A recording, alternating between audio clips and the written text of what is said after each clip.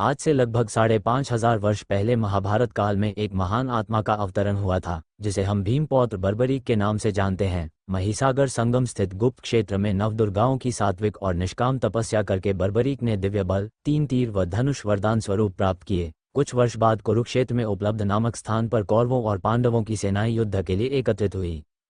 युद्ध का शंखनाद होने ही वाला था कि यह सारा वृतांत बर्बरीक को ज्ञात हुआ और उन्होंने माता का आशीर्वाद ले युद्धभूमि की तरफ प्रस्थान किया और रवाना होने से पहले अपनी माता को वचन दिया कि युद्ध में जो भी पक्ष हारेगा मैं उसी की सहायता करूंगा।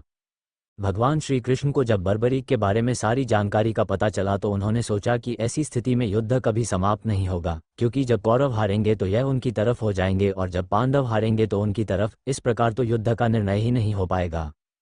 अतः श्री कृष्ण भगवान ने ब्राह्मण का वेश धारण कर बर्बरीक का मार्ग रोककर उनसे पूछा कि हे वीर पुरुष, आप कहाँ जा रहे हैं। बर्बरीक ने अपना प्रयोजन बताया कि वह कुरुक्षेत्र जाकर अपना कर्तव्य निर्वाह करेंगे। ऐसा सुनकर ब्राह्मण रूप में आए श्री कृष्ण भगवान ने उन्हें अपना कौशल दिखाने को कहा।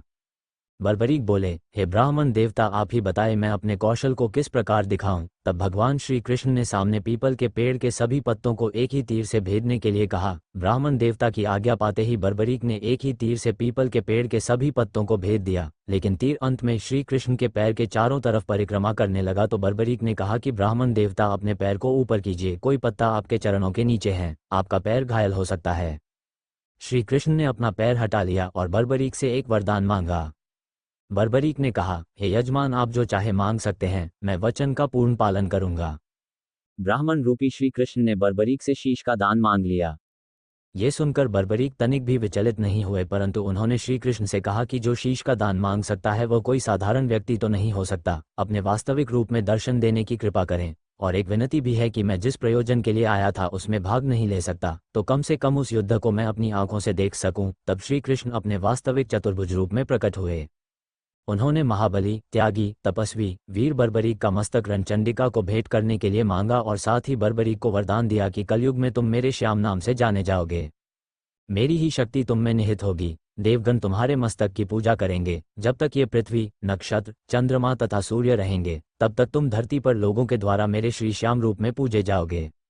भगवान श्री कृष्ण ने बर्बरीक के मस्तक को अमृत से सींचा और अजर अमर कर दिया और मस्तक को एक ऊंची पहाड़ी पर रख दिया, और वहीं से बर्बरीक के शीश ने संपूर्ण महाभारत का युद्ध देखा और अंत में युद्ध में पांडवों के विजय होने पर पांडवों की आपस में युद्ध में जीतने का श्रेय लेने पर युद्ध के निर्णायक भी रहे और पांडवों से कहा कि युद्ध तो श्री कृष्ण के चक्र के बलबूते जीता गया। युद्ध के बाद महाबली बर्बरीक कृष्ण से आशीर्वाद लेकर अंतर्ध्यान हो गए।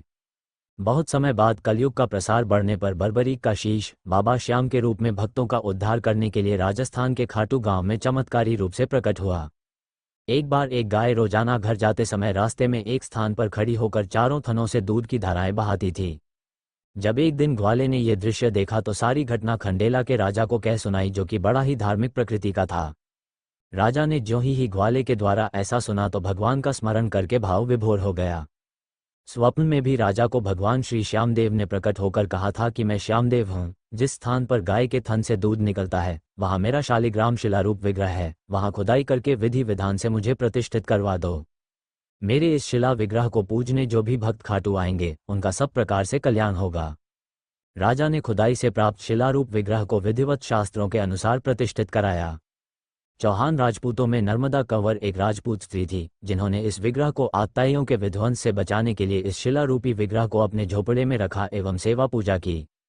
औरंगजेब के शासनकाल में पुराने मंदिर का विध्वंस हो गया तथा उसके बाद जहां भगवान श्री श्याम देव का विग्रह प्रतिष्ठित किया गया वह आज भी विद्यमान है, जहां देश के सभी कोनों से श्याम प्रेमी पूजा अर्चना एवं दर्शनार्थ आते हैं और आज भी नर्मदा कंवर के खानदान के ही चौहान राजपूत बाबा श्याम के पुजारी हैं। अगर आप भी इसी प्रकार की आध्यात्मिक, धार्मिक और ज्ञानप्रद कहानियां सुनना चाहते हो तो कृपया चैनल को सब्सक्राइब करें और कहानी को एक लाइक जरूर करें। जय श्री श्याम।